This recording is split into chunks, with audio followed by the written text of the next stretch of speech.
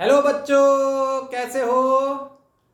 हम पढ़ रहे हैं chapter moving charges and magnetism. और इस चैप्टर में आज जो हम टॉपिक पढ़ने जा रहे हैं वो है torque on A current loop in a uniform magnetic field. इस टॉपिक को स्टार्ट करने से पहले कुछ पुरानी यादें ताजा करते हैं, जैसे कि हम अक्सर करते आए हैं। पहली याद, अगर कोई कंडक्टर एक यूनिफॉर्म मैग्नेटिक फील्ड में रखा है, देखो बी एक यूनिफॉर्म मैग्नेटिक फील्ड है और इसमें एक कंडक्टर रखा हुआ है, करंट कैरिंग कंडक्टर। एल उस कंडक्टर की लेंथ है और इसमें आई करंट फ्लो कर रहा है।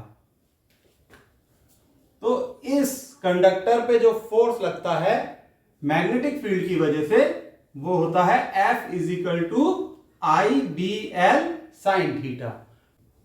थीटा वो एंगल है जो ये कंडक्टर बी मैग्नेटिक फील्ड से बना रहा है। ये आप पढ़ चुके हैं।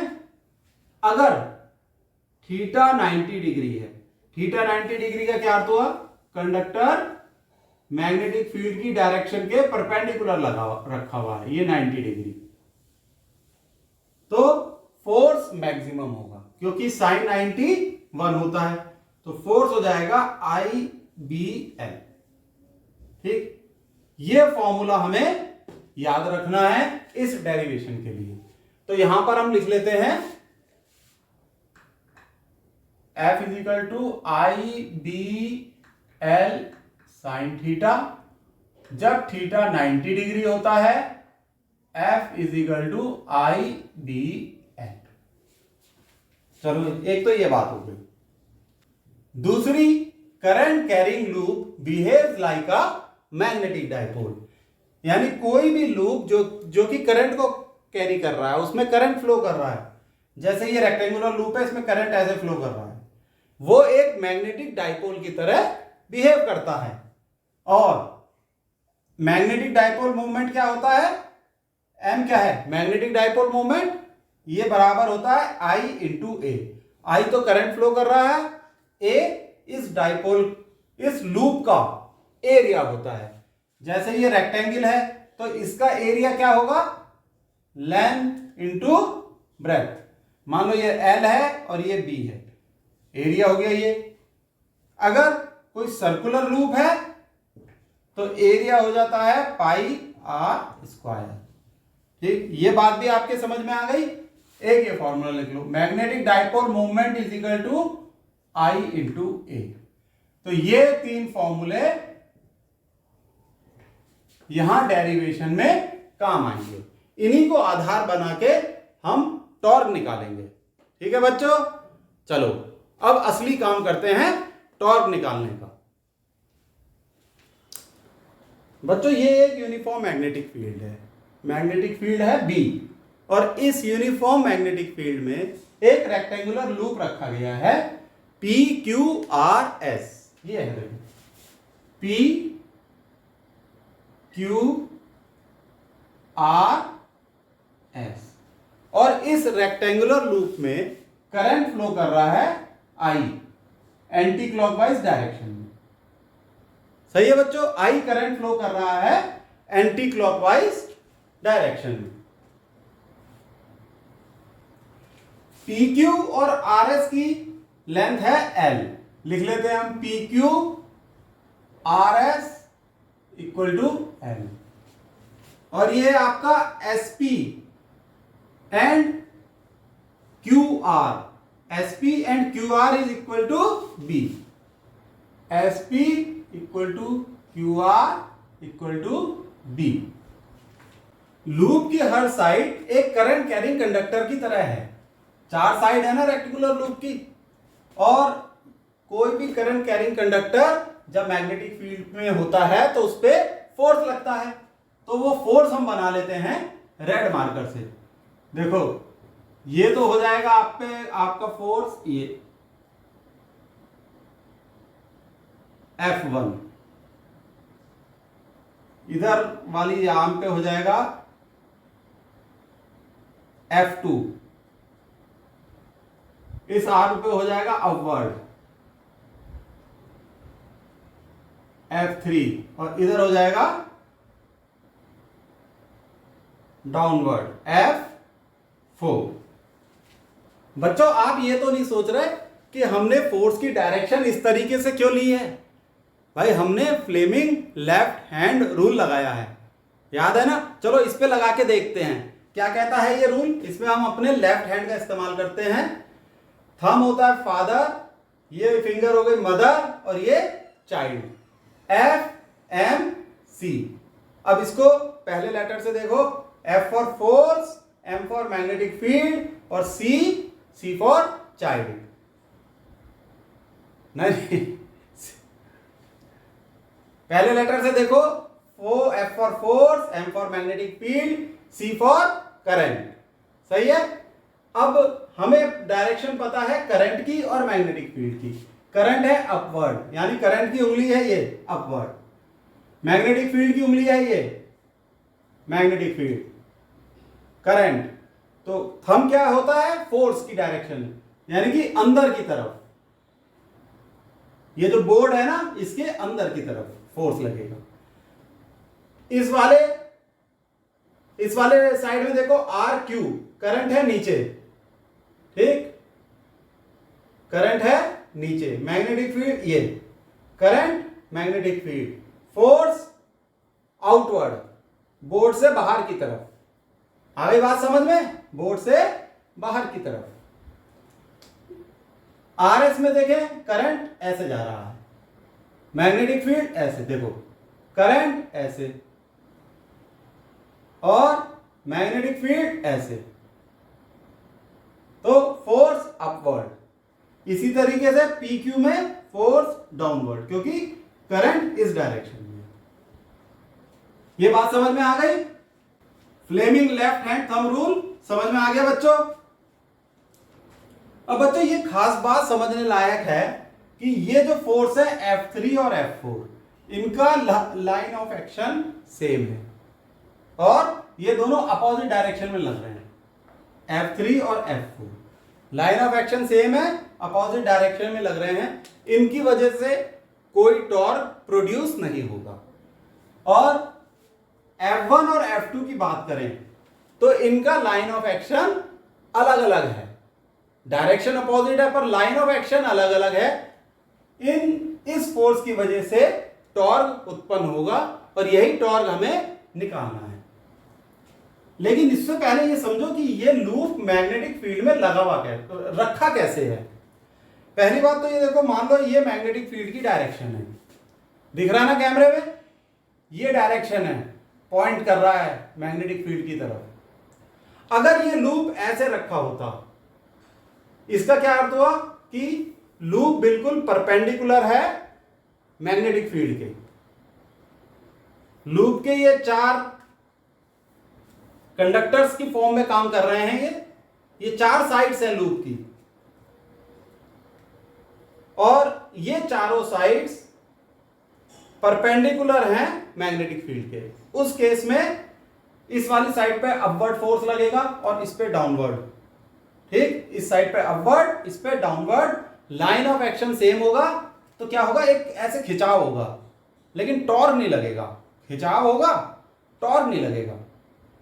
और इस साइड की बात करें तो एक तो इस तरीके से फोर्स लगेगा और एक इस तरीके से, देखो इस तरीके से।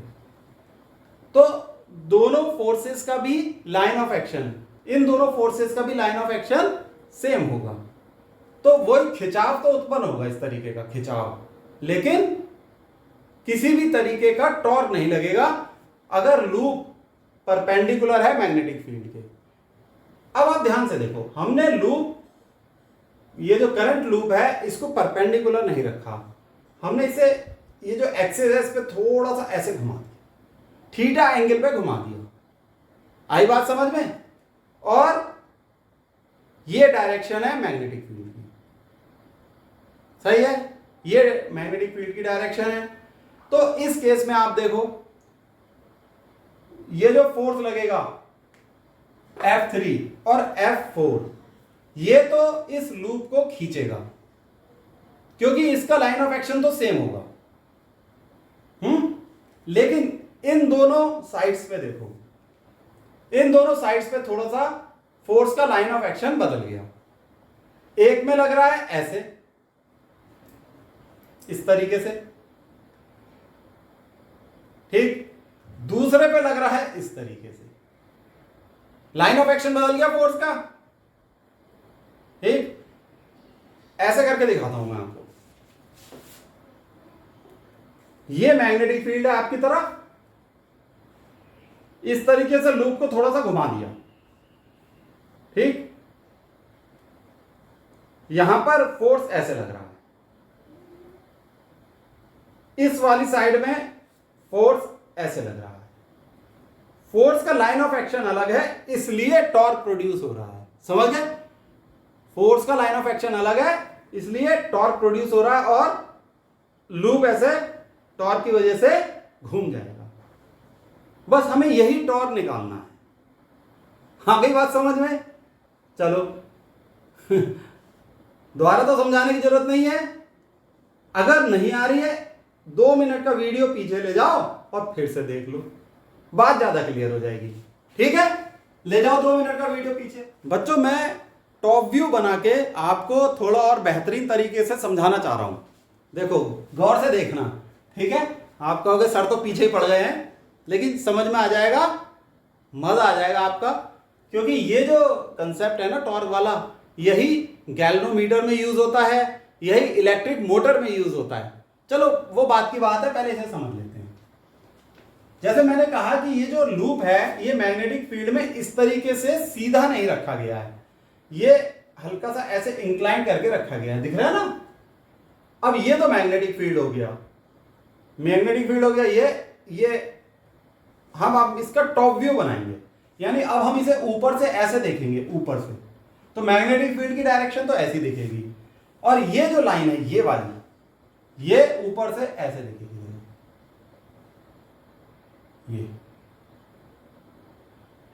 ये वाली लाइन लूप की, ये वाली साइड, सही है। और ऊपर से अगर हम इस साइड को देखेंगे तो ये ऊपर से देख रहे हैं, मान लो आपकी आंख ऊपर है, ऊपर से ऐसे झांक रहे हो आप, तो ये आपको दिखेंगी ही नहीं, या कह लो ये यहां पर है, ऊपर से देख रहे हैं, ठीक है। थोड़ा सा कल्पनाओं में जाना पड़ेगा, इमेजिनेशन बढ़ानी पड़ेगी। तो ये जो फोर्स है ये ऐसे लग रहा है, देखो F1 फोर्स ऐसे दिखेगा, F1 इस वाली साइड पे लग रहा है ना, साइड तो हमें दिखाई नहीं देगी, F1 फोर्स इस तरीके से दिखाई देगा, ठीक। और F2 ऐसे।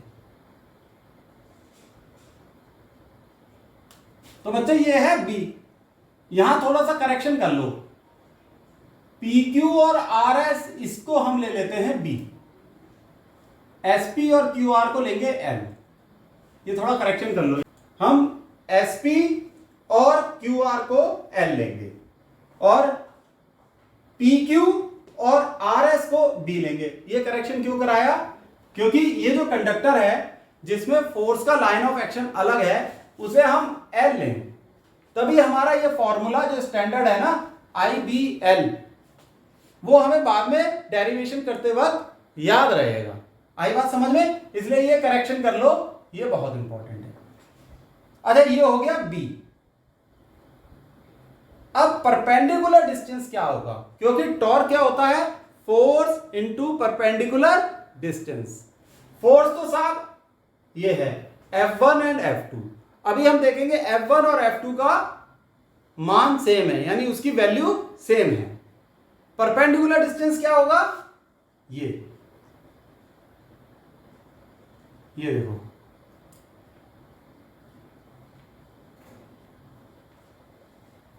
ये परपेंडिकुलर डिस्टेंस है। ये है वो एंगल थीटा जिस एंगल से हमने लूप को रोटेट किया है। देखो लूप ऐसे होता तो कोई टॉर्क जनरेट नहीं होता, लेकिन हमने क्या किया, लूप को हल्का सा रोटेट कर दिया, नहीं, ऐसे रोटेट कर दिया, हल्का सा ऐसे रोटेट कर दिया। तो ये जो रोटेशन का एंगल है ये एक्सेस है लूप की, और रोटेट कितने एंगल से करा? थीटा से। तो ये है वो थीटा।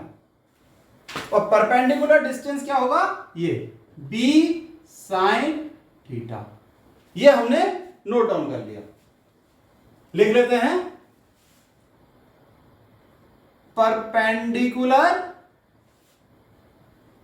डिस्टेंस